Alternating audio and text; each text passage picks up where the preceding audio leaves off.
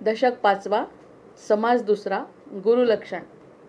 जय जय रघुवीर समर्थ, जय जय रघुवीर समर्थ, जय जय रघुवीर समर्थ. सदा सर्वदा योग तुझा घडावा, तुझे कारणी देह माझा पडावा. उपेक्षू नको गुणवंता अनंता, रघुनायका मागणे हेची आता. हनुमंतांची कुळवल्ली राममंडपा वेला गेली, श्रीराम भक्तीने फळली, रामदास बोले या नामे. शुका सारिखे पूर्ण वैराग्य ज्याचे, वसिष्ठा परिज्ञान योगेश्वराचे. कवी वाल्मिका सारिखा मान्य ऐसा, नमस्कार माझा सद्गुरु रामदासा. जयाचा जगी जन्म नामार्थ झाला, जयाने सदा वास नामात केला. जयाच्या मुखी सर्वदा नाम कीर्ती, नमस्कार त्या ब्रह्मचैतन्य मूर्ती. नेत्राने गुरुराज मूर्ती आपुली, मी जे धवा पाहिली. तू विष्णू शिव तूच दैवत मला, तू तात तू माऊली. झाला भाव मनात या मग करू कोणास पाचारण. प्रल्हादा गुरुराजया नित तुम्हा, माझे असो बंधन. जय जय रघुवीर समर्थ. आदौ राम तपोवनादिगमनं, हत्वा मृगं काञ्चनं. वैदेही हरणं जटायुमरणं, सुग्रीव संभाषणं. वाली निर्दलनं समुद्रतरणं, लंकापुरी दाहनं. पश्चाद् रावण कुंभकर्ण हननं, एतद्धि रामायणं. जय जय रघुवीर समर्थ. गणेश शारदा चैव सद्गुरु सज्जनस्तथा, आराध्य दैवतं गुह्यं सर्वं मे रघुनंदनः. गणेश शारदा सद्गुरु संत सज्जन कुळेश्वरू, सर्व ही माझा रघुवीरू सद्गुरु रूपे श्रीराम. माझे आराध्य दैवत परमगुह्य गुह्यातीत, गुह्यपणाची मात न चले जेथे. यो जातो मरुदंश जोक्षित तले, संबोधयन् सज्जनान्. ग्रंथं यो रचयन् सुपुण्यजनकं, श्रीदासबोधाविदं. यः कीर्त्या पठनेन सर्वविदुषां, स्वान्तापहारी सदा. सोऽयं मुक्तिकरक्षितौ विजयते, श्रीरामदासो गुरुः. मला वाटते अंतरित्वा वसावे, तुझ्या दासबोधासी त्वा बोधवावे. अपत्यापरी पाववी प्रेमग्रासा, महाराजया सद्गुरु रामदासा. ब्रह्मानंदं परमसुखदं केवलं ज्ञानमूर्तिं, द्वन्द्वातीतं गगनसदृशं तत्त्वमस्यादिलक्ष्यम्. एकं नित्यं विमलमचलं सर्वदी साक्षिभूतं, भावातीतं त्रिगुणरहितं सद्गुरुं तन्नमामि. गुरुर्ब्रह्मा गुरुर्विष्णु गुरुर्देवो महेश्वरः, गुरुः साक्षात् परब्रह्म तस्मै श्री गुरवे नमः. अनेन प्रियतां देवो भगवान् जानकीपतिः, श्रीरामचंद्र पूर्वेषाम् अस्माकं कुलदैवतं. श्रोता वक्ता श्रीराम समर्थ. जय जय रघुवीर समर्थ, जय जय रघुवीर समर्थ. अशा पद्धतीने आपला गुरुलक्षण समास जो आहे तो खरंच विवेचन संपत नाही आहे. एका दिवसात जास्तीत जास्त घ्यायचा प्रयत्न केला तरी 2, 3, 4, 5 ओव्यांच्या वर होत नाही आहे पुढे. त्यामुळे आपण तो समास संपला नाही असं वाटतंय, पण विवेचन बाकी रंगतदार होत आहे. विवेचन होत आहे, विचार होत आहेत आणि त्यानुसार आपल्याला समाधानसुद्धा मिळत आहे.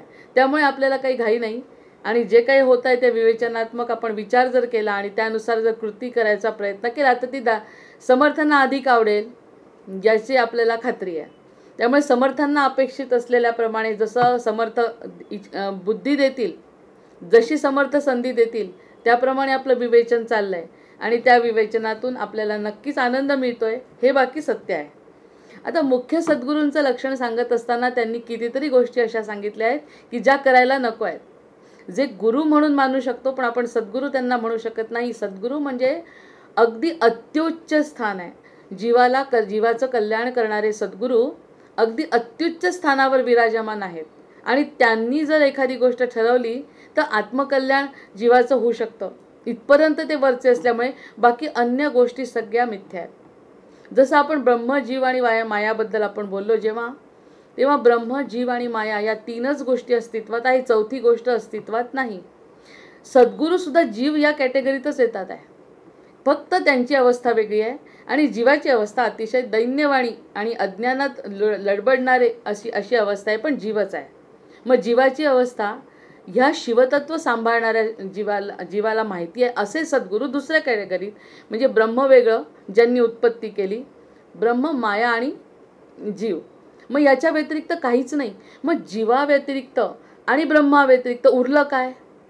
उरलं फक्त माया तत्व, जे आपल्या डोळ्यांनी दिसतं तसं आपले सद्गुरू कल्याण करणारे, आनंद देणारे, समाधान देणारे आहेत. मग याच्या व्यतिरिक्त जे आहे ते सद्गुरू तत्व नाही, ते फक्त एक गुरुतत्व आहे. मग गुरुतत्वामध्ये सुद्धा आनंद आहे, कारण गुरुसुद्धा शिकवत असतात, शिक्षकसुद्धा शिकवत असतात. एखादी गोष्ट ऐकल्यानंतर ज्या ठिकाणी आपल्याला समाधान मिळतं, खरंच मिळतं, पण ते टिकणार आहे का हा विचार करायचा. आत्मकल्याणाचा विचार आजच्या दुपारच्या निरूपणामध्ये जे आपण बोललो की स्वतःला ओळखून स्वतःचा मी मोठ्या स्वरूपामध्ये विलीन करण्याची ताकद आपल्यामध्ये सद्गुरू आणतात. असं सद्गुरू लक्षण जे आहे ना, त्या सद्गुरू लक्षणाबद्दल समर्थ बोलतायत. मग ते का आवडतंय? कारण तिथपर्यंत जाण्याची तयारी फक्त आपली केली पाहिजे, बाकी नेण्याचं काम ते पुढे करणार आहे, फक्त आपण शरण जायचं आहे. मग ते गुरुलक्षण सांगत असताना किती काळजी घ्यावी लागते. सतत आपल्याला चाचपडत आणि सावध राहायला पाहिजे, विवेकाने राहायला पाहिजे. विवेक नसेल तर ह्या सगळ्या गोष्टी अर्थहीन आहेत, कारण पुढे जात असताना आपल्याला समजत नाही मायेचा पसारा इतका भयंकर आहे ना, की आपल्याला असं वाटतंय चांगलं काम करतोय, सत्वगुणातच काम चाललंय, पण सत्वगुणामध्ये सुद्धा अडचणी आहेत. हे आपण गोपीगीतामध्ये एखाद दिवशी ऐकू. गोपीगीतामध्ये जेव्हा श्रीकृष्ण स्वतः गोपींसोबत असतात तेव्हा काय वाईट चाललंय. कृष्ण समोर आहेत, गीता गोपी समोर आहेत, नृत्य चाललंय, पौर्णिमेचा चंद्र आकाशात आहे, अशी सगळी अतिशय उत्तम अवस्था आहे. कृष्णांनी त्यासाठीच लीला केलेली आहे की जेणेकरून जीवाला शिवतत्व समजावं. पण तिथे सुद्धा अडचणी आल्यास की नाही, भगवंत नाहीसे झालेच की नाही. म्हणजेच ह्या मार्गाला गेल्यानंतर सुद्धा अडचणी कशा येतात की पूर्ण कल्याण होण्यासाठी अडचणी आहे, तशा अडचणी नाही.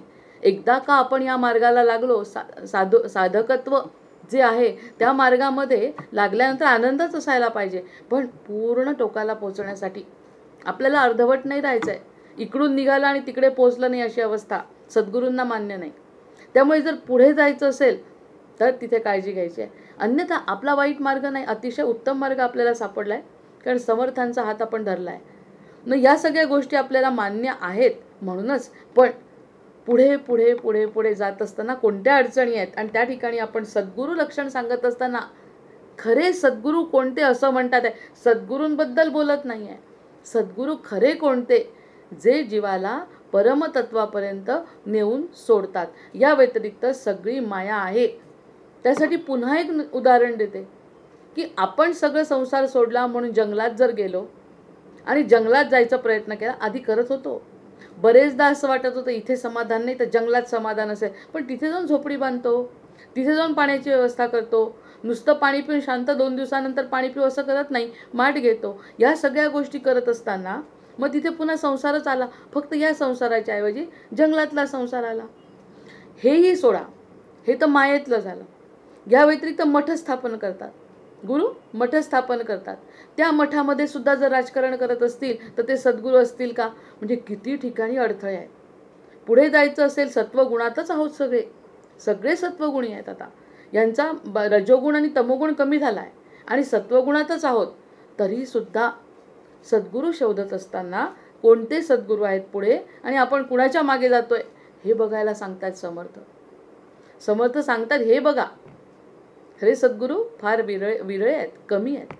त्यांच्याकडे जर जायचं असेल तर तुम्हाला ती परीक्षा त्यांची नाही घ्यायची, आपण कुणाच्या मागे जातोय ही आपली परीक्षा आहे. कोणते सद्गुरू समोर आहेत ही परीक्षा आपण करायची आहे. आपली परीक्षा चुकली तर आपण, त्यांचा काही दोष नाही, जे कोणी समोर आहेत त्यांचा दोष नाही, आपण चुकलो.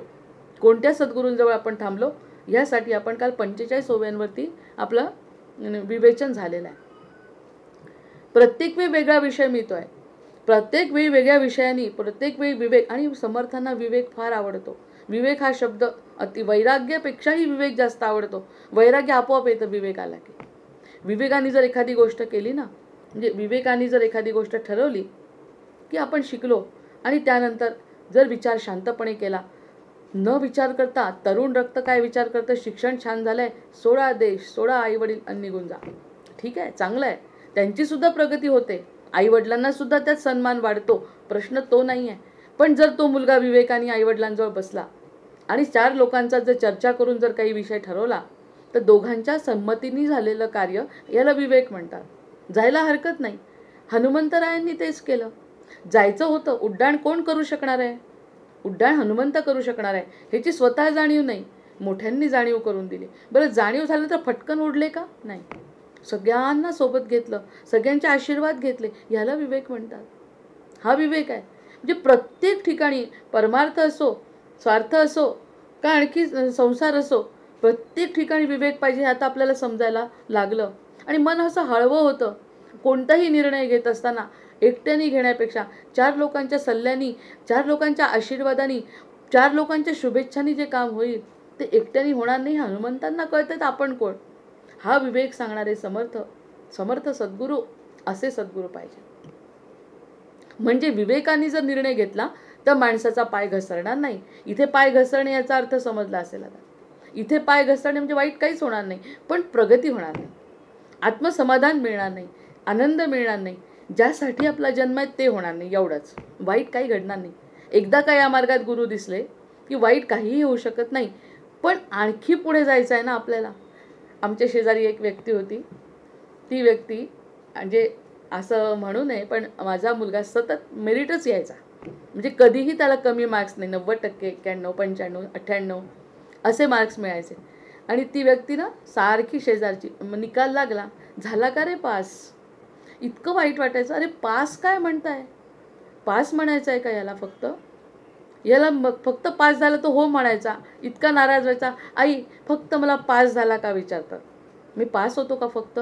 जाऊ दे म्हटलं. प्रत्येकाची जी पात्रता असते ना त्याप्रमाणे लोक बोलतात. आपल्याला माहिती आहे ना आपण काय आहे असं. म्हणजे ही जी गोष्ट आहे ना, म्हणजे या क्षेत्रात आलो तर चांगलंच आहे ना, वाईट काय? जसा तो पास होणारच आहे. पास होणे आणि त्यानंतर पुढे जाणे, 90% घेणे, ही जी अवस्था आहे तीच अवस्था पास होणे आणि 90% ह्याच्यामधला जो फरक आहे तो गुरुच्या मार्गावर आला. गुरु आपल्याला चांगलंच देणार आहे. सद्गुण आहेतच आपल्यामध्ये, पण नुसत्या सद्गुणांनी होत नाही. सद्गुणांच्या पुढे जर जायचं असेल तर बाकी सद्गुरू आणि ते आपण ठरवणं, त्याप्रमाणे वागणं किती कठीण आहे. हे सगळं या दासबोधामध्ये म्हणण्यापेक्षा प्रत्येक ओवीमध्ये समर्थांनी काळजी घेतली आहे सांगायची. हा विचार कोणी केला होता का आधी? जसं कोणताच विचार पण करत नाही तसं समर्थांनी एकही विचार सोडलेला नाही. कोणतीही अडचण माझ्या लेकराला आली तर ती त्या प्रत्येकाला त्यातून समजलं पाहिजे की इथे यांनी हे सांगितलं आहे त्याप्रमाणे आपण, आणि प्रत्येकच ठिकाणी विवेकाने वागायचं. बस, कोणताही निर्णय घ्यायचा आहे तर अट्टहास करून निर्णय घ्यायचाच नाही. निर्णय न घेता शांतपणे सगळ्यांच्या विचारांनी, सगळ्यांच्या आशीर्वादांनी, सगळ्यांच्या शुभेच्छांनी जर एखादा निर्णय घेतला गेला कधी चुकत नाही. कारण त्याचं पाठबळ असतं आपल्याला पाठीशी. जसं न विचारता लग्न करून जाणाऱ्या मुली, काय नुकसान होतं त्यांचं? नुकसान झालं तर माहेरी येऊ शकत नाही, माघारी येऊ शकत नाही, हा प्रश्न आहे. चांगलं झालं ठीकच, आईवडिलांना तेच हवं आहे, पण आपल्या हातात तो मार्ग बंद होतो घरी येण्याचा. कारण निर्णय मी एकटीने घेतला आहे, बाकीच्यांचा आशीर्वाद न घेता केला आहे. तेच 4 चौघांच्या साह्याने, देवा ब्राह्मणांच्या साक्षीने जर गेलं, मुलीला पाठबळ आयुष्यभराचं मिळत आहे, कौतुक होत आहे. हे या मुलींच्या लक्षातच येत नाही, मुलांच्या लक्षातच येत नाही. ह्या जो विवेक आहे तो आत्ता, जसं मला दुपारी जहागीरदार ताई म्हणाल्या की हा जो विषय आहे ना तो वयस्क लोकांपेक्षा तरुणांनी ऐकायला पाहिजे, असा हा दासबोध आहे. कोण म्हणतं याला की उपासनेचा आणि पारायणाचा ग्रंथ आहे. मुख्य सद्गुरूचं लक्षण आधी पाहिजे विमळ ज्ञान. आधी विमळ ज्ञान, स्वच्छ शुद्ध पारदर्शक ज्ञान पाहिजे. पारदर्शक ज्ञान, तिथे कोणत्याही प्रकारचा प्रदूषण चालणार नाही. मी म्हणतो असं नाही, माझं मत, माझी बुद्धी, माझं मन हा विषयच नाही. सत्य काय आहे ते सांगा. आता बघा, जर सुख आणि दुःख आहे आणि त्या ठिकाणी जर मी दुःखी झाली तर सत्याला मी मानलं का याच्यावरती विचार करूया का आपण थोडा. सत्य काय आहे हे जर मानलं तर दुःख होणार नाही, आणि सत्य काय आहे हे जर नाही मानलं तर दुःखामध्ये आपण खाली खाली खाली जातो आणि अक्षरशः कोळसा जसा खाणीत सापडतो आणि काळा काळा काळा कुट्ट, तसं दुःखाच्या शिवाय दुसरं काहीच सापडत नाही. कारण नुसता दुःखाचा विचार करतो. असं म्हणणं आहे की विमळ ज्ञान शब्द स्वच्छ, दुःख आलंय का? मग त्या ठिकाणी विवेकाने विचार करायचा, काहीतरी चुकलं असेल. नसेल चुकलं, प्रभूची इच्छा असेल. त्या दुःखाला घाबरण्याचं काही कारण नाही. हे विमळ ज्ञान आहे. आणि ज्याला हे विमळ ज्ञान येतं, समजतं, लक्षात येतं, ती सद्गुरूंची कृपा आहे. कारण समजतं म्हणजे त्या ठिकाणी पुन्हा कोणी म्हणेल यांना समजलं वाटतं, असं काही नाही. कोणाला समजत नाही, फक्त सद्गुरूंची कृपा झाली, ती सहनशक्ती मिळते आणि आनंदाने ती गोष्ट सहन करता येते. हे विमळ ज्ञान आहे. काय गो किती त्रास. उघडा गेला नागड्याकडे ही म्हणे. एकाने रडायचं, दुसऱ्याने ऐकायचं, दुसऱ्याने रडायचं, ह्यानी ऐकायचं, आणि एकमेकांना सावरत बसायचं आणि सगळ्यांनीच दुःख करायचं. ह्याला काय अर्थ आहे? हे ज्ञान नाही. सद्गुरूंकडे काय दुःख नाहीत का? त्यांना स्वतःला काही दुःख नाहीत का? पण ते याकडे लक्ष न देता विमळ ज्ञान सांगतात, बाबा रे, हे जर सहन केलं पुढच्या जन्मी मुक्ती आहे. हे जर सहन केलं, हे आपल्याला न कळता केलेली पापं, न कळता केलेली पुण्य समोर येत आहेत. एवढं जर आपल्याला समजलं तर सद्गुरूंचे आशीर्वाद मिळाले असं समजायचं. मग हा जो प्रकार आहे विमळ ज्ञानाचा, तो निश्चयाचं समाधान आहे. त्या ठिकाणी कोणाचा निश्चय? कुणी केला निश्चय? हा निश्चय आपण केला. काय निश्चय केला? सद्गुरूंना शरण जायचं. हे जे निश्चयाचं समाधान आहे, त्यावरती किती वेळा बोलली आहे मी. स्वतः जर एखादा स्वतः निश्चय केला तर त्या निश्चयाचं समाधान आपल्याला निश्चित मिळतं. दुसऱ्यांनी जबरदस्तीने केलेल्या निश्चयाचं समाधान मिळत नाही. त्यांनी म्हटलं म्हणून मी MSc केलं, त्यांनी म्हटलं म्हणून मी डॉक्टर झाली, त्यांनी म्हटलं म्हणून मी इंजिनियर झाली, त्याचं समाधान नाही आहे.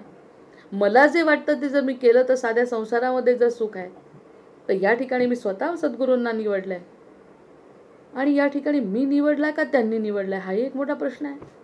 त्यांनी निवडलं म्हणून मी निवडू शकलो, आणि मी निवडलं म्हणून त्यांनी निवडलं. शेवटी काय? सगळं एकच आहे. मग इथेही अद्वैत दिसतंय. अद्वैतच आहे सगळं. त्यांनी निवडलं म्हणून माझं लक्ष गेलं, माझं लक्ष गेलं म्हणून त्यांनी निवडलं. हे विमळ ज्ञान आहे.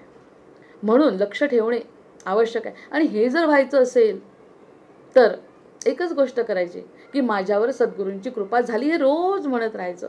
हा अनुभव मी स्वतः घेतलाय म्हणून सांगते. कशी होईल? हे दुःख आहे, हे दुःख आहे, ते दुःख आहे, हे व्हायचं राहिलं, ते व्हायचं राहिलं, असं जेव्हा मनात येतं, कधी करतील सद्गुरू कृपा? दुःख संपतच नाही. दुःख संपत नाही. पण एकदा का मनात आलं, निश्चयाचं बळ म्हणताय ना, मी काही मनातलं बोलत नाही आहे. इथे त्यांनी म्हटलं निश्चयाचं समाधान काय मिळतं की आज मी निश्चय असा केला एका रात्री की सद्गुरूंची माझ्यावर कृपा झाली. आणि ते भजन पण लिहिलं आहे त्या दिवशी मी, की सद्गुरूंची कृपा झाली अशी जेव्हा माझी वृत्ती झाली, माहितीने झाली की नाही झाली असं म्हणून टाकलं आणि मनाला पटवलं की सद्गुरूंची कृपा आहे, बस संपला मुद्दा. हा निश्चयाचं समाधान मिळालं की स्वरूपस्थिती बदलते. ही त्यांनी म्हटलंच आहे. त्यांनी स्वरूपस्थिती, कालची ओवी आहे, फक्त आपण डिव्हिजनसारखं घेतलं आहे. मुख्य सद्गुरूचे लक्षणं, आधी पाहिजे विमळ ज्ञान, निश्चयाचे समाधान, स्वरूपस्थिती. या एका 4 शब्दांवर किती बोलू शकतो आपण आता. माझं निश्चय करणं महत्त्वाचं आहे. या ठिकाणी समर्थांनी मनाचे श्लोक असो, दासबोध असो, आत्माराम असो, इतर कुणाचाही उल्लेख नाही. आता मी जरी बोलत असली ना तरी मी तुमच्याबद्दल किंवा श्रोत्यांबद्दल किंवा इतरांबद्दल बोलतच नाही आहे, स्वतःबद्दल बोलते. म्हणजे स्वतःचाच निश्चय आहे, बाकी कशाचा फरक पडत नाही. म्हणून मी म्हणते ना, ऐकतील तेही भले, न ऐकतील तेही भले, कारण चाललंय स्वतःसाठी. ही स्वरूपस्थिती आहे. अशी स्वरूपस्थिती ज्याला अनुभवता येते त्याला समाधान मिळतं. कोणताही अट्टहास नाही, काही नाही, धावपळ नाही. जमलं नाही जमलं, सुट्टी द्यायची आहे, देऊन टाकली. घ्यायचं आहे, घेऊन टाकलं, मोकळं झालं. हे जे स्वरूपस्थितीचं ज्ञान आहे ना, ते ज्ञान खरं निश्चयाचं समाधान आहे. मीही केला, तुम्हीही केला, एकत्र आलो आणि निश्चय केला की हे ऐकायचं आहे, समाधान मिळतं आहे, निश्चितच मिळतं आहे. हे आत्ताचा अनुभव आहे ना. पुढे स्वर्ग सुख आणि दुःख आणि ते नरकन यातना काही करायचं नाही. सध्या सुख मिळतं आहे ना, संपला. अशी ही स्वरूपस्थिती सद्गुरूंना म्हणजे क्षणोक्षणी आनंद घ्यायचा आहे जीवनाचा. याही वरी वैराग्य प्रबळ. आता हे इतकं झाल्यानंतर समर्थ पुन्हा एक आपल्याला सांगतात आहे की वैराग्य प्रबळ आहे. या ठिकाणी मनसोक्त फिरणे आणि मनसोक्त चंगळ करणे अपेक्षित नाही. कळलं आता, समाधान मिळालं, मग चंगळवादाला आराम द्यायला पाहिजे. वैराग्य प्रबळ, वृत्ती उदास केवळ. उदासीन कशाच्या बाबतीत? आता आपल्याला कळलं. उदासीन, संत उदास वाटतात का कधी? सज्जन उदास दिसतात का कधी? की त्यांच्याकडे गेल्यावर उदास वाटतंय, गेल्यानंतर बिलकुल आवडत नाही, मन कसं असं विषण्ण झालं आहे. त्याच्यापेक्षा घरी बरी असं वाटतं का कोणत्या मठात गेल्यानंतर? कोणत्याही मठात गेल्यानंतर खूपच माझ्या घरी बरी होती मी, अशी अवस्था कोणाची तरी होते का? झाली असती तर लोकांनी मठामध्ये गर्दीच केली नसती. मठामध्ये त्यांचं अस्तित्व नसून, देह नसून, अस्तित्व त्यांचं असतं, देह नसून सुद्धा कसे असतात ते? मग त्यांना उदास कसं म्हणायचं? उदास समाजाच्या बाबतीत, संसाराच्या बाबतीत उदासीनता, हा जो फरक आहे आता आपल्या लक्षात आलेला आहे. याही बरी वैराग्य प्रबळ. वैराग्य ह्यामध्ये तर रात्री उठून आनंद व्यक्त करायचा आहे, पण वैराग्य कशाचं? नाही करायचं आहे काही गोष्टी, उदास राहायचं आहे. नको तिथे आपले शब्द वापरायचे नाही, नको तिथे आपली आज्ञा द्यायची नाही, नको तिथे नाक खुपसायचं नाही. ह्याला वैराग्य आणि उदासीनता. आपोआपच आला. माझ्या सासूबाईंचं उदाहरण इतकं आवडतं, इतक्या गोड, इतक्या प्रेमळ की तिला सासू म्हणावं की आई म्हणावं. म्हणजे आईच्या दिवशी सासूचा फोटो टाकावा वाटतो, इतके प्रेमळ. मला नशिबाने सासूबाई मिळाल्या. काय करायच्या? 25 लोक घरात होते. 25 लोक घरात असताना सुद्धा आपल्या स्वतःची जुनी 50-100 वर्षापूर्वीची पोथी घ्यायच्या आणि वाचत बसायच्या. डोळ्याला चष्मा पण नाही, वाचत बसायच्या. मी नवीन लग्न झाल्यावर म्हणलं यांना काही कळत नाही, नुसत्या उलटं करून वाचत बसतात. उलटी सुलटी पानं फाटलेली, 5 नंबर नंतर 27वं पान त्या वाचतात. माझा नवरा मला म्हणाला, अगं तिच्यासारखी शहाणी कोणी नाही, कुणाच्या आद्यात नाही मध्यात नाही, नवऱ्याच्या फोटो खाली बसते, ती खुर्ची कधी सोडत नाही, हातातलं पुस्तक सोडत नाही, हे कसं तुला दिसत नाही? अरे हो म्हणलं, त्याच्यात त्यांना समाधान आहे, इतरांना त्रास नाही. उदासीन आणि कौतुक करायला कमी नाही. म्हणजे हे आपण अनुभवलेल्या गोष्टी आहेत या सगळ्या. कौतुक करायची वेळ आली, दर महिन्याला शेवटी भ्रम झाला होता. दर महिन्याला वाढदिवस करायच्या माझ्या. 50 रुपये घे, तुझा वाढदिवस आहे ना, 16 तारीख आली, वाढदिवस आहे ना तुझा. अहो म्हटलं ऑक्टोबरमध्ये असतो, मार्चमध्ये कसं? दर महिन्याच्या 16 तारखेला येऊन पैसे द्यायच्या. कौतुक भार की हिचा 16 तारखेचा वाढदिवस गेला नाही पाहिजे, अशी सासू मिळणं भाग्य आहे. म्हणण्याचा उद्देश आहे उदासीन कसं म्हणायचं त्यांना?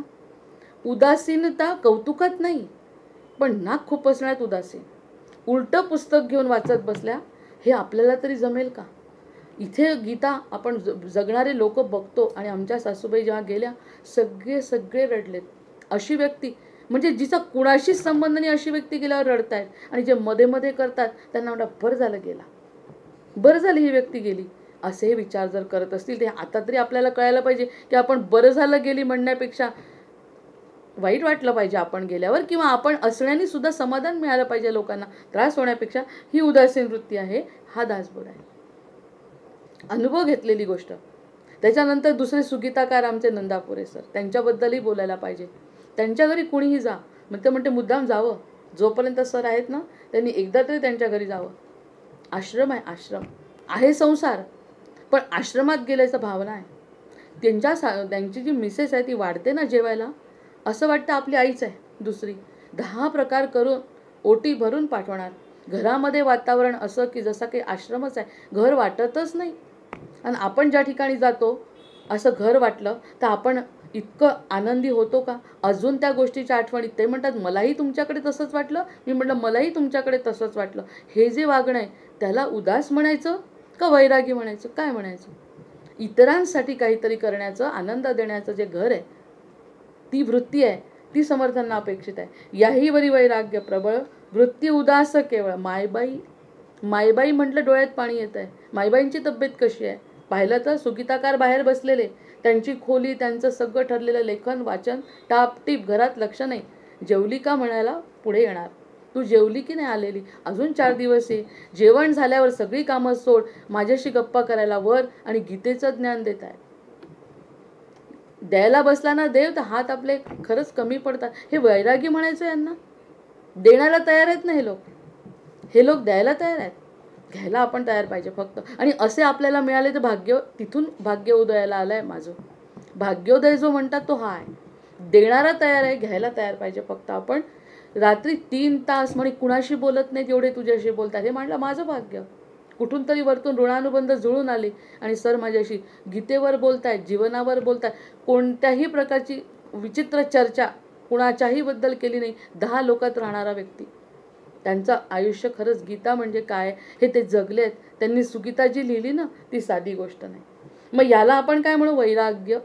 वैराग्य काय? संसार करतायत, नातू आहे, पणतू आहे, सगळं आहे घरामध्ये. पण माणूस कसा आहे, ती बाई कशी आहे, तो संसार कसा आहे, त्यांच्या घरी गेल्यावर कसं वाटतं आहे, अशा प्रकारचं जीवन वैराग्य जीवन आहे. असं प्रत्येकाला वैयक्तिक अनुभव अशा लोकांचा येतो. माझा आहे, बोलणारी मी असल्यामुळे मी बोलते.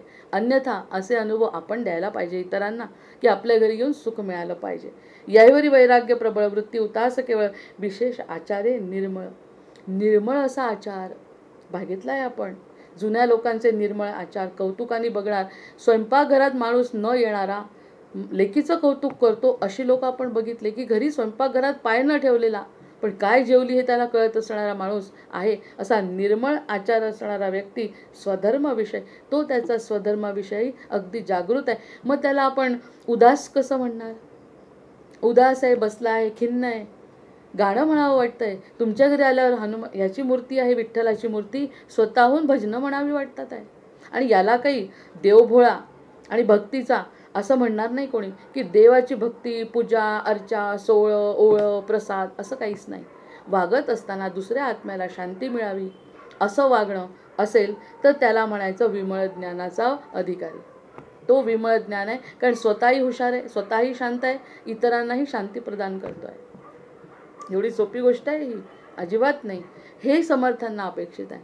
मग दासबोध पूर्ण करणे, त्यापेक्षा ओवी समजणे आणि त्यानुसार आचरणात आणणे ही सगळ्यात मोठी अपेक्षानुभूती. आजच मी म्हटलं त्याच्यावरची आलेली पोस्ट आजची वाचायची, की ज्ञान दुय्यम आहे, अनुभव अगदी प्राधान्य आहे. असा अनुभव प्रत्येकाने घ्यावा. नंतर अति उदास केवळ एकही शब्द मनाचा नाही, फक्त ओवीवरती जे आपण अनुभवतो ते बोललेलं असल्यामुळे, तो अनुभव घेतलेला असल्यामुळे तो अनुभव सगळ्यांनी घ्यावा ही अपेक्षा समर्थांची आहे आणि वक्त्याची सुद्धा आहे. याहीवरी वैराग्य प्रबळ वृत्ती उदास केवळ विशेष आचार्य निर्मळ स्वधर्म विषयी. आता स्वधर्म कोणता? माझा मुलगा, मी, माझी सून, माझं अक्षर, माझी वही, माझं पेन, माझं ज्ञान नाही. उदार मोठं मन, उदार अंतःकरण जेव्हा होतं तो स्वधर्म अनुभव घ्यावा. असा स्वधर्म जाणारा विसरायचं नाही पुन्हा. सद्गुरु लक्षण, हे गुरु लक्षण आहे. असा गुरु जर तिथे असेल, असा आनंद देणारा जर गुरु असेल तर तो गुरु लक्षणात बसतो आणि तो शिष्याला समाधान देतो. मग त्याची काळजी आपण घ्यायची. असा नसेल पटकन बाजूला व्हायचं. त्यांनी म्हटलंच आहे, खंडीला 3 मिळतील आपल्याला, अडक्याचे 3, 21वी ओवी आहे.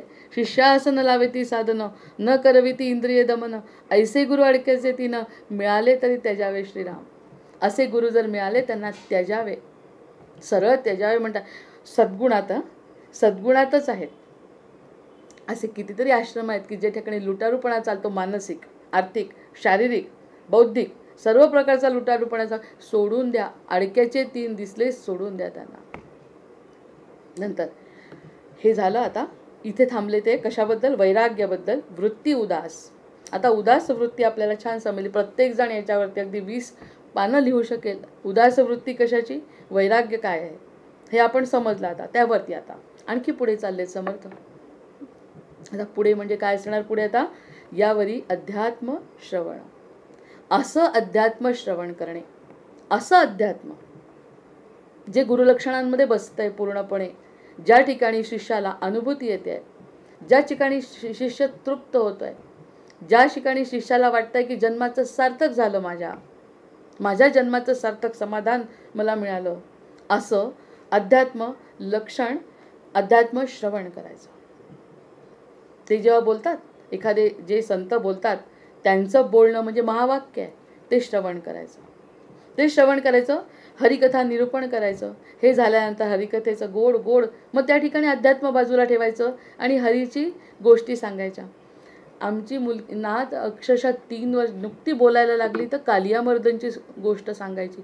तिला म्हणलं कोणी सांगितली एवढी? मला समजायचं नाही हिला कोणी, आणि ते हिंदी लोक आहेत सगळे, त्याच्यामुळे ते मराठी बोलायचे नाही. ही कालियामर्दन एक मोठं नाग इतकी सुंदर सांगायची. म्हणजे मागच्या जन्मीचं आहे का काय तुझं? आम्ही तर अजून तुला बोलायला शिकवलं सुद्धा नाही. कालिया होता, एक मोठा नाग होता, हे सांगत असताना इतकं भरून यायचं. हे लेकरू एवढंसं म्हणजे मुळात भगवंत, प्रेम, भक्ती, कथा सगळं टाकूनच आणतोय आपल्याला. मग शिकवल्यावर शिकणं वेगळी गोष्ट आहे. असं हरिकथा निरूपण ऐकलं एखाद्या लेकराच्या तोंडून, किंवा आपण कितीतरी कथाकार बघतो की जे स्वतःहून हरिकथेचं निरूपण करतात. त्यांना शिकवलेलं असतं नसतं, हा भाग वेगळा, त्यांच्या तोंडून फार गोड वाटतं, मोठ्यांनी तेच करावं.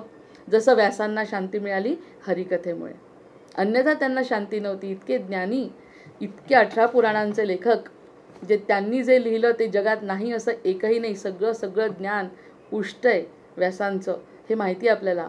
मग असे उष्ट असलेलं ज्ञान म्हणजे संपूर्ण ज्ञानी पुरुष ब्रह्मा सारखे, मग त्यांना सुद्धा सुख का नाही मिळालं? कारण हरिकथेचं निरूपण केलं नाही. याच्यामध्ये एक अशी खोच आहे की ज्ञान आल्यावर समर्थ ताबडतोब काय म्हणतात, अध्यात्म श्रवण केलं, मग आपल्याला श्रवण केल्याबरोबर ज्ञान आलं. ज्ञान आल्याबरोबर मी सांगतो ही वृत्ती येण्याच्या आधीच समर्थ म्हणतात हरिकथेचं निरूपण करा, जेणेकरून हे सगळं त्याची कला आहे, तो तसा आहे, ते मला त्यांनी दिलंय असं मनामध्ये भाव निर्माण होतो. म्हणून हरिकथा निरूपण करा. जेथे परमार्थाचं विवरण करा. परमार्थ म्हणजे काय? परमार्थ अध्यात्म अतिशय सोपं आहे तसं विचार केलं. नैसर्गिक आहे परमार्थ. पटताय का? नैसर्गिक आहे परमार्थ, अनैसर्गिक नाही आहे. आपण अनैसर्गिक बुद्धीने वागतो म्हणून अनैसर्गिक आहे. प्रत्यक्षात आपण निरागस आहोत, प्रत्यक्षात आपण प्रेमळ आहोत, प्रत्यक्षात आपण हुशार पण आहोत. आपल्याला ज्ञानही आहे कारण आपण ज्ञानी भगवंताचा अंश आहोत. तेच खरं परमार्थ लक्षात घेणे. म्हणजे परमार्थाचं ज्ञान आहे पण वापरलं नाही तर परमार्थ नाही असं समर्थांना अपेक्षित आहे. पटलं? अशा प्रकारच्या या 4 ओव्यांमध्ये सगळं सार आल्यासारखं आहे असं मला तरी वाटतंय. पुढे तर जाणारच आहे. ज्ञान भरपूर भरलेलं अद्वैताचं ज्ञान, दासबोध म्हणजे अगदी वेदांचं सार आहे. पण अनुभवासाठी एक तरी ओवी अनुभवली ना तरी माणूस तृप्त आहे.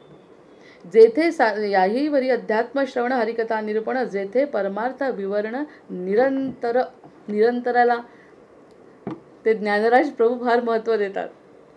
एक गोष्ट एकदा केली त्याला काहीच महत्त्व नाही. अगदी 10 तास बसून आपण ती गोष्ट करतो. लिखाण करायचं आहे, हे करायचं आहे, ते करायचं आहे, 10 तास बसतो, पुन्हा दुसऱ्याशी गायब.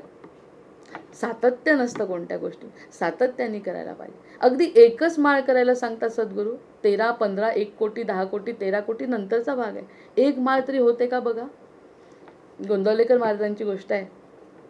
गोंदवलेकर महाराज म्हणतात आमच्या नामालयामध्ये कुणाला ॲडमिशन मिळेल? आमचं जे नामालय आहे आपल्या गोंदवलेकर महाराजांचं, कुणाला प्रवेश मिळेल? हिंमतच होत नाही जाण्याची त्यांच्या नामालयात. कारण 3 दिवस लागोपाठ याच वेळी इतका जप तुमचा झाला पूर्ण की सांगा. आणि त्या ठिकाणी खोटेपणा चालतच नाही ना. सद्गुरूंच्या ठिकाणी खोटेपणा चालत नाही.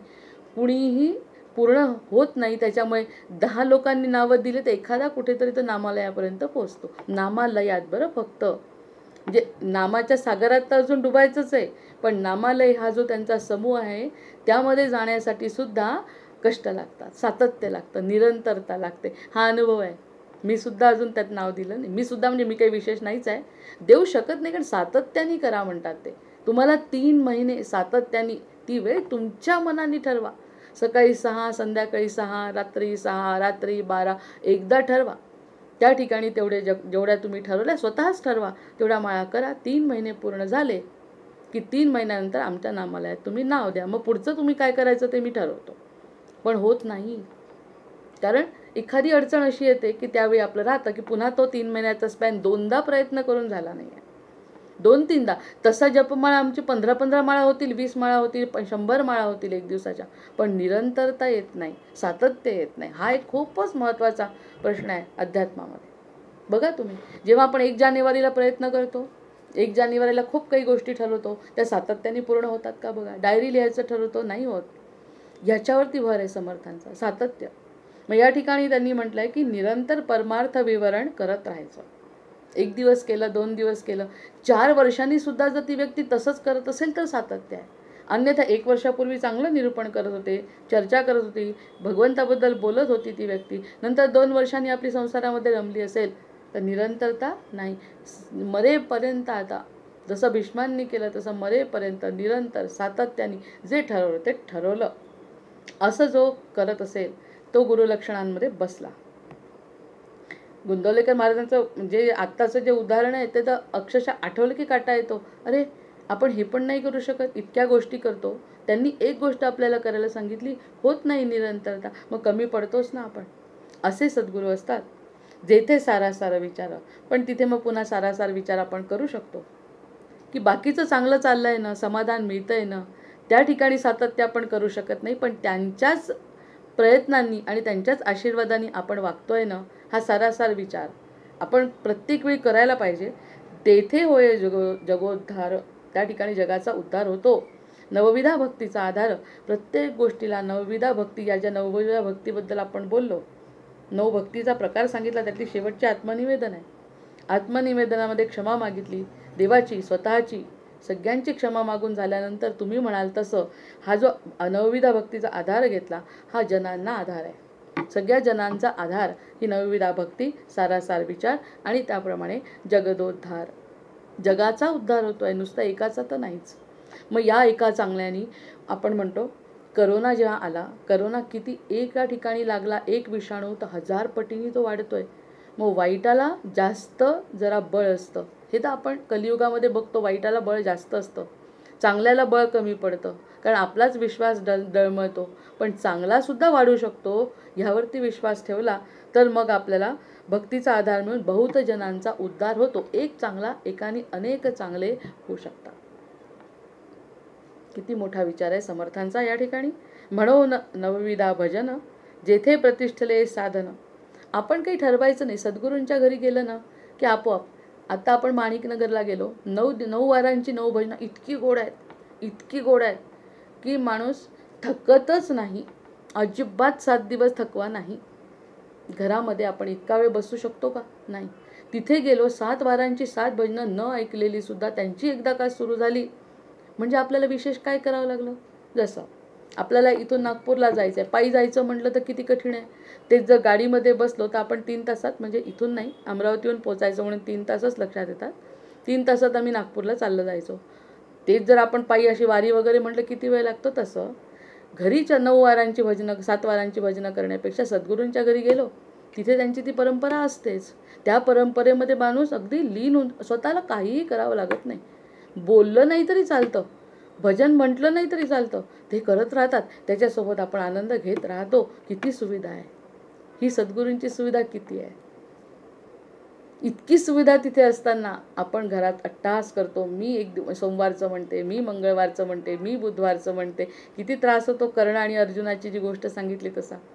त्यापेक्षा सद्गुरूंना शरण गेल्यावर तिथे जे करतात त्याचा जीवाला अतिशय आनंद मिळतो आणि साधेपणाने नैसर्गिक आनंद आपल्याला त्या ठिकाणी मिळू शकतो. कारण स्वतःला कष्ट त्या मनाने नसतात. फक्त शरण गेलं की पुढचं सगळं सद्गुरू करतात. हे साधं उदाहरण आहे. म्हणून नवविधा भजन, जेथे प्रतिष्ठिले साधन, हे सद्गुरूंचे लक्षण श्रोती ओळखावे. आता तरी श्रोत्यांनी ओळखावं. त्यांना जितका वेळ लागला ना, त्याच्या 10 पट जास्त वेळ आपल्याला लागलाय समजायला. त्यांनी पटकन लिहून टाकलं असेल. कल्याणाला म्हटलं बस बाबा आणि तुला सांगतो, लिहिलं. कारण त्यांना उत्स्फूर्त आलेलं समजायला आपल्याला. बरं, समजल्यानंतर वळायला आपल्याला किती वेळ आहे, पण आनंद किती आहे हे जर कळत असेल तर त्या ठिकाणी पुढचं नाही समजलं तरी चालेल, हा पण एक आनंद आहे. आधी काय होतं ते विसरलं तरी त्याचा आनंद आहे. आज त्या शिलाताई तेच म्हणाल्या मला की तुम्ही सांगता ते ऐकत राहावं वाटतं, समजो नाही तर न समजो. म्हटलं ही कॉम्प्लिमेंट समजू का काय समजू, हे चांगलं माझं कौतुक समजू का मला काहीतरी बदल करायचा प्रश्न आहे हा समजू. म्हटलं कारण समजो किंवा न समजो आनंद मिळतो. आता ह्यावर आनंद मिळतो स्थिर राहायचं का समजो का न समजोवरती विचार करायचा, असा प्रश्न आहे. मग या ठिकाणी सद्गुरूंचं लक्षण श्रोती ओळखावे. श्रोत्यांनी ओळखायचं काय करायचं आहे ते, आणि याचा आनंद स्वतःही घ्यायचा, इतरांना सुद्धा द्यायचा. आणि द्यायचा कशाला, आपोआप दिल्या जातो. द्यायचं असं काहीच नाही, करायचं असं काहीच नाही. मी हे करतेही नाही, तो करवून घेतोही नाही. साधं सरळ आयुष्य जगल्यानंतर जर आपोआप आनंद पेरला जात असेल तर त्याचा आनंद किती आहे. सद्गुरू असे आहेत. अंतरी शुद्ध ब्रह्मज्ञान. आता या ठिकाणी मनामध्ये कोणत्याही प्रकारचा किंचित कलुषित वाईट विचार नाही, नकारात्मक विचार नाही. सोपं नाही, नकारात्मक विचार करायचं नाही. सोपं आहे का, म्हणजे ह्या एका वाक्यावर तर आपल्याला वर्ष लागेल, 1 वर्ष बसावं लागेल.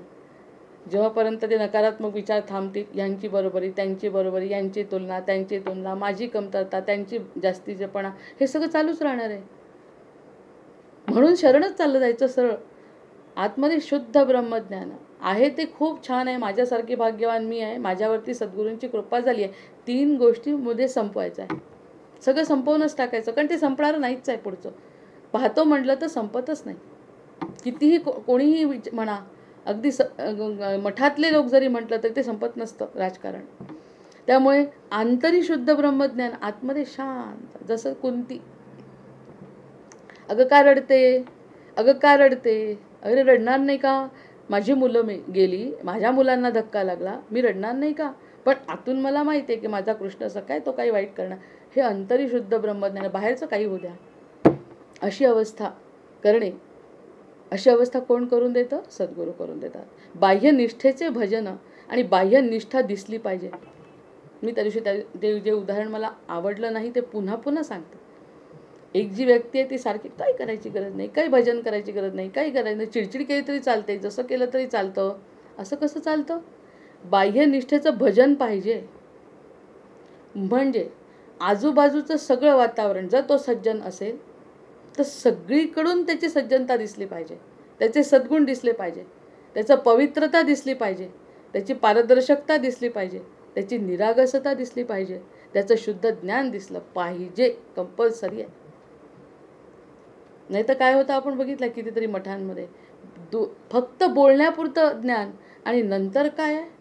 कोरडे पाषाण. उलट कोरडे पाषाण तरी परवडले, त्याहीपेक्षा विचित्र असे काहीतरी ते करत, ते सोडून द्या. पण कोरडं पाषाणसुद्धा चालणार नाही. अंतर्बाह्य रसरशीत पाहिजे. हृदय कसं आनंदाने भरलेलं पाहिजे, हृदय ओथंबून व्हायला पाहिजे. जशी समुद्राला चंद्राकडे बघितल्यावर भरती येते, तसं या व्यक्तीचं हृदय झालं पाहिजे. अंतःकरण शुद्ध झालं पाहिजे. अंतरी शुद्ध ब्रह्मज्ञान. अंतरी शुद्ध ब्रह्मज्ञान जेव्हा असेल तेव्हा समोरचा जो व्यक्ती गोड भजन गाईल, डोळ्यातून पाणी गंगा जमुना येणारच. हे दिसलं पाहिजे. निष्ठेचं भजन दिसलं पाहिजे. नुसतं मी एका कोपऱ्यात जाऊन रडली तर चालणार नाही, एका कोपऱ्यामध्ये जाऊन भजन म्हटलं चालणार. दिसू द्या. आम्ही हिंदू आहोत सांगा, आमच्या हातामध्ये झेंडा आहे सांगा, आम्ही मोठं कुंकू लावतो सांगा, आमचे असे सणवार आहेत सांगा. हे सगळं दिसलं पाहिजे. एकट्यात कशाला करायचं? वाईट करतोय का? मग अंतरी शुद्ध ब्रह्मज्ञान, बाह्य निष्ठेचे भजन, निष्ठेचं भजन आहे आमचं. म्हणू द्या, म्हणू द्या. असं आहे, हे जरा धार्मिकच दिसते. हो असू द्या, म्हणू द्या. वाईट काय करतोय? चोरी करणारा जर लाजत नाही तर आम्ही भजन करणाऱ्यांनी का लाजावं? आम्ही चांगले वागण्याने का लाजावं? हा समर्थांचा सवाल आहे. अंतरी शुद्ध ब्रह्मज्ञान, बाह्य निष्ठेचे भजन, तेथे बहुभक्त जन विश्रांती पावते. आणि अशा ठिकाणी एकटा तर करतच असतो, त्या ठिकाणी अनेक जण येऊन भजन विश्रांती मिळते. त्या ठिकाणी जर आणि तिथली जी आता आपल्या सद्गुरूंकडे आनंद मिळणं वेगळं, की ज्यांच्याकडे आपली उपासना चालू आहे किंवा त्यांची परंपरा आहे. आता माझ्या बाबतीत जर विचार केला तर माझे तर आजोबाच आहेत महाराज, ती परंपरा तर आहेच. पण ज्या ठिकाणी नवीन ठिकाणी जाऊन ज्या गादीवर कुणीही बसत नाही, गादीवर कुणीही नाही बसत असताना सुद्धा शिष्याला आत्मज्ञान होत आहे, आत्मज्ञानाने भरून येत आहे शिष्याला, ही केवढी मोठी गोष्ट आहे. असं मिळणं साधी गोष्ट आहे का? अजिबातच नाही. जे दुर्मिळ योग आहे हा सगळा. आपल्या सद्गुरूंकडे, आपल्या आईवडिलांकडे मिळणं चांगलं आहे. आपले आईवडील आपल्यावर प्रेम का नाही करणार? पण दुसऱ्यांच्या आईवडिलांनी आपल्यावर प्रेम करणं म्हणजे ते मगाचं जे त्यांचं वागणं आहे ते सगळ्यांच्या दृष्टीने जो चांगलेपणा आहे तो. असा जो प्रकारे विश्रांती पावती, त्या ठिकाणी भक्त जातील ना तर त्यांना विश्रांती मिळेल मनाची. आणि हीच तर विश्रांती पाहिजे. दुसरं काय पाहिजे आपल्याला? दुसरं काही पाहिजे का आता? कोण वस्तू रूपामध्ये, साडी रूपामध्ये, कपडे रूपामध्ये, सोनं रूपामध्ये खरंच कोणाला काही पाहिजे आहे का? आता विचार करू बरं आपण. इतकं झालंय की ठेवायला जागा नाही, तरी समाधान मनात नाहीच आहे कुठेच. इतकं आहे की आठवत सुद्धा नाही आपल्याकडे किती सोनं आहे. शेवटी असं वाटतं विकून टाकावं आणि मोकळं व्हावं, अशी परिस्थिती आहे. म्हणजे जुन्या काळी कष्ट करत मिळवायचं, असं वाटतं उगाचच कमवलं आहे हे सगळं. त्याचा त्रास होतो बरेचदा. काय गरज होती? आपण साध्या मोत्यांनी सुद्धा जर चांगला दिसतो, सोनं जमवायची गरज काय होती? हे सगळे विचार येऊ शकतात. मग ही विश्रांती कुठे आहे? विश्रांती तिथे आहे जिथे सद्गुरू आहेत. नाही उपासनेचा आधार तो परमार्थ निराधार. उपासना नसेल तर परमार्थ निराधार आहे. कर्मेविना अनाचार भ्रष्ट होती. असं जर कर्म केलं नाही तर आचार भ्रष्ट होतील. भ्रष्ट, याला भ्रष्टाचार म्हणतो. की भ्रष्ट आचार म्हणजे मनाच्या विरुद्ध अनैसर्गिक वागणे. मनाला, हृदयाच्या, मनाला नाही, मन तर अगदी तेच करायला लावतं. मन आणि हृदयामध्ये नेहमी बोलण्यामध्ये चूक होते की हृदयाला जे वाटतं ते मन ऐकत नाही. आणि मनाला जे वाटतं ते हृदयाला पटत नाही. हृदयाचं ऐकणारा म्हणजे चांगला आचार आणि हृदयाचा न ऐकणारा म्हणजे भ्रष्टाचार. तो काही फक्त पैशाच्या स्वरूपात असतो असं नाही. हृदयाला जे पटत नाही ते जर केलं तर हृदयाला त्रास होतो आणि तो भ्रष्टाचार गणला जातो. हा भ्रष्ट आहे. कोण भ्रष्ट आहे? स्वतःच्या जीवाचं कळत नाही हो, बाकीच्यांचं सोडा. स्वतःच्या हृदयाला काय आवडतं आणि त्याला भर देत नाही. दुसऱ्याचं काय करत बसलो आपण.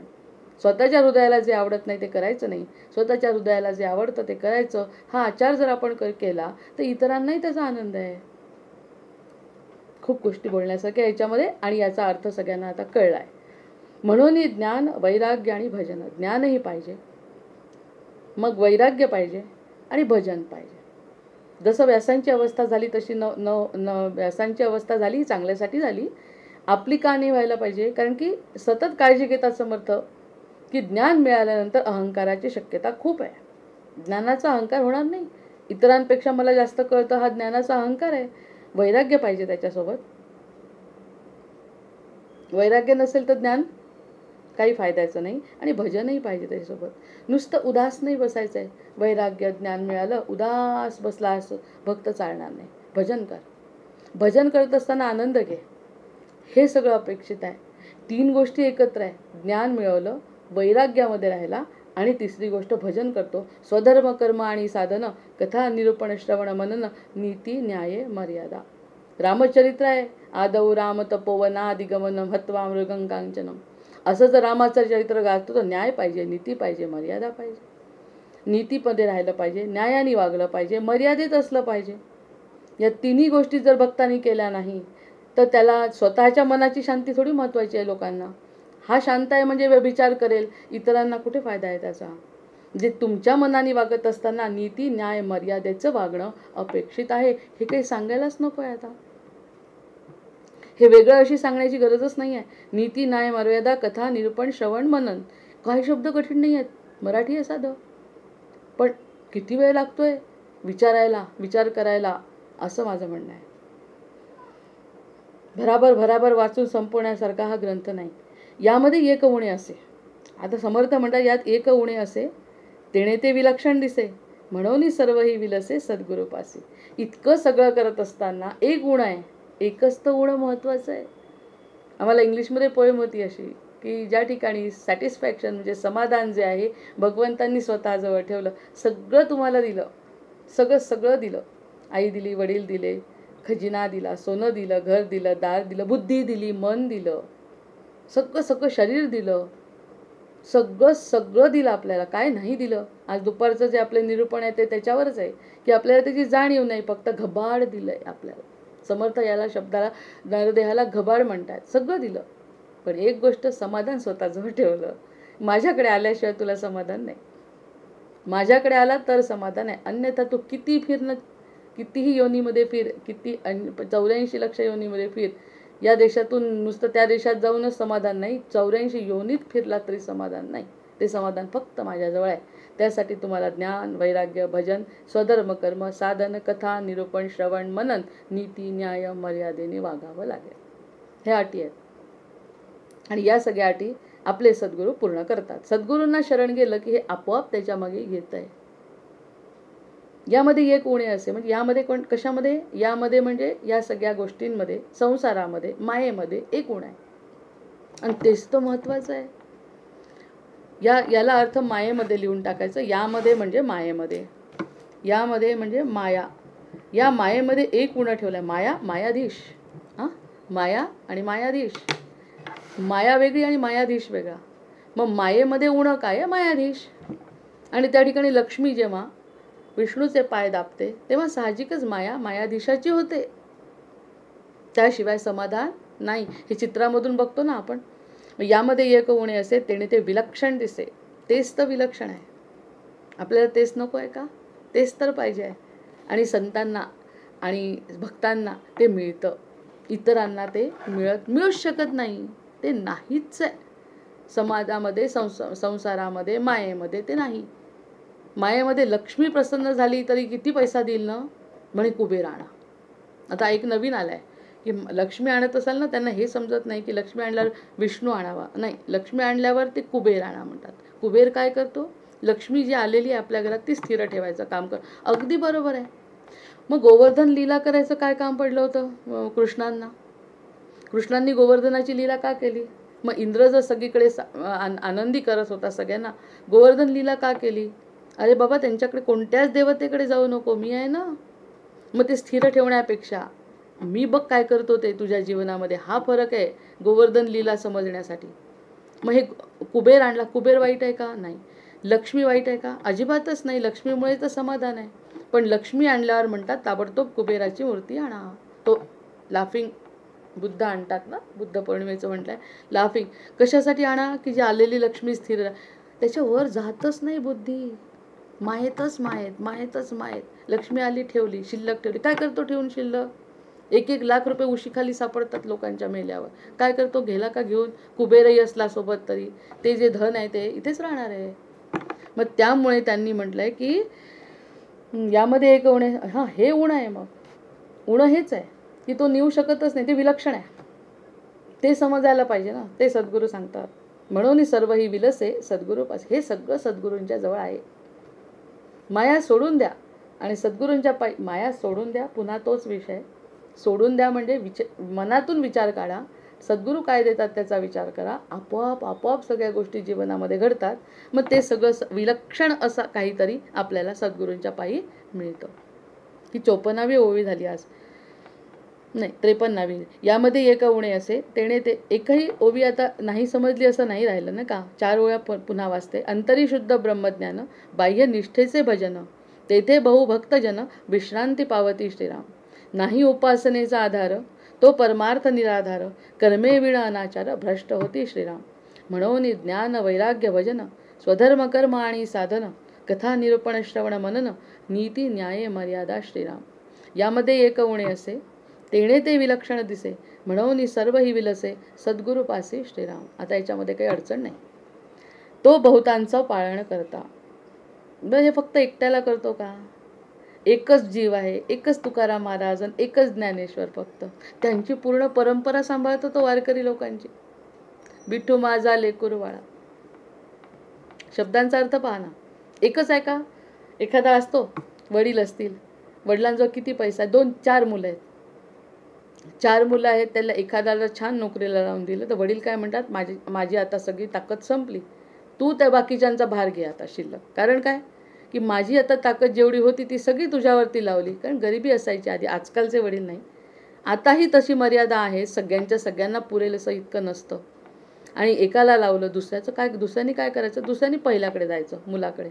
मुलगा ठीक निघाला तर ठीक, नाही तर त्याचे वासे फिरतात. मग असं वडिलांकडे होतं. मर्यादित आहेत ना वडील. इच्छा खूप आहे, दुसऱ्याचंही चांगलं व्हावं, तिसऱ्याचंही चांगलं व्हावं, चौथ्याचंही चांगलं व्हावं, माझेच आहेत सगळे, मुलीचंही चांगलं व्हावं, जावयाचंही काहीतरी करावं अशी इच्छा असते. पण मर्यादा पैशाला, पैसा कुठून येणार आहे? असं इथे नाही आहे. सद्गुरू अनेकांचे आहेत, देव सगळ्यांचाच आहे. जे सद्गुरूंजवळ आले ते सगळ्यांना. मला तर ते फोटोमध्ये लहानपणी मी 8वी लहान असताना मी प्रश्न विचारायचे. हा जो फोटो आहे तो फोटो माझ्या इकडे बघतो, तिकडे गेलं तर तिकडूनही बघितलं तरी माझ्याचकडे बघतो, इकडे गेले तरी माझ्याचकडे बघतो, असं कसं शक्य आहे? आई म्हणायची ते त्यांची दृष्टीच तशी असते. आईने तेव्हापासून मनात टाकलं होतं की सद्गुरू सगळं बघतात. प्रत्यक्षात तिने म्हणायला पाहिजे होतं हे 3D आहे काय आहे, त्याचा अर्थ सांगायला पाहिजे होता. पण आईनी सुद्धा तेच भिनवायचं काम केलं. अगं ते सगळीकडे बघू शकतात. असं म्हटल्यावर असं वाटतं बापरे, म्हणजे काहीतरी विशेष आहे, ही व्यक्ती काहीतरी विशेष आहे. मनात तेव्हाच भिनलं, हे काहीतरी विशेष आहे. तसं तर पाहिलं तर कोणी चित्रातलं तसंच बघतं.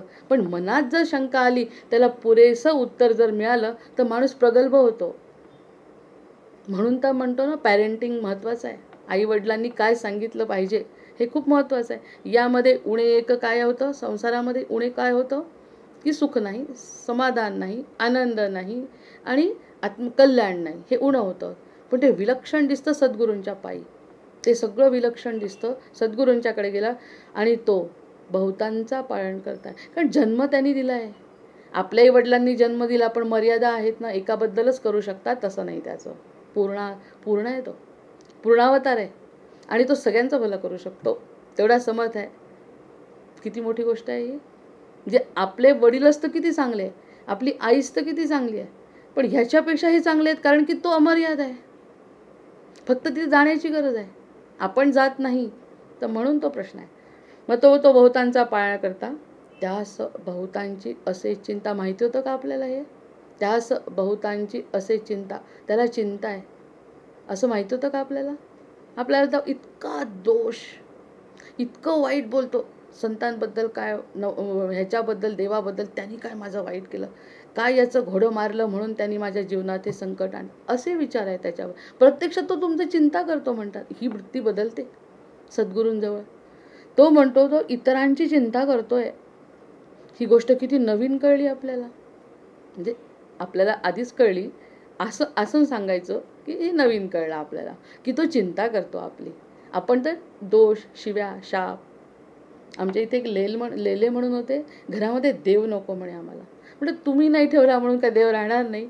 मुलींनी लग्न झाल्यावर घरात आल्यावर कुणाला नमस्कार करायचा, कोणत्या कोपऱ्यात जायचं सांगा? कलश कुठे ठेवायचा? नकोच आहे. कलश नको, देव नको, काहीच नको घरात. पण ज्याची सत्ता आहे ते कसं अमान्य करतात? त्यांनी जर तुमच्या हातले प्राण काढून घेतले तर हा प्रश्न अगदी विवादाचा आहे. असे लोक करतात. त्याला चिंता आहे तुमची. तो असं जरी वागली तरी पण त्याला चिंता आहे. तो तुझं वाईट नाही होऊ देत शक्यतोवर, आणि वेळ आली तर सोडतही नाही तुझ्या प्रारब्धाप्रमाणे. हे तुला कळतच नाही. तो चिंता करतो तुझी, हे कळत नाही. हाच तर अज्ञान आहे मुख्य म्हणजे.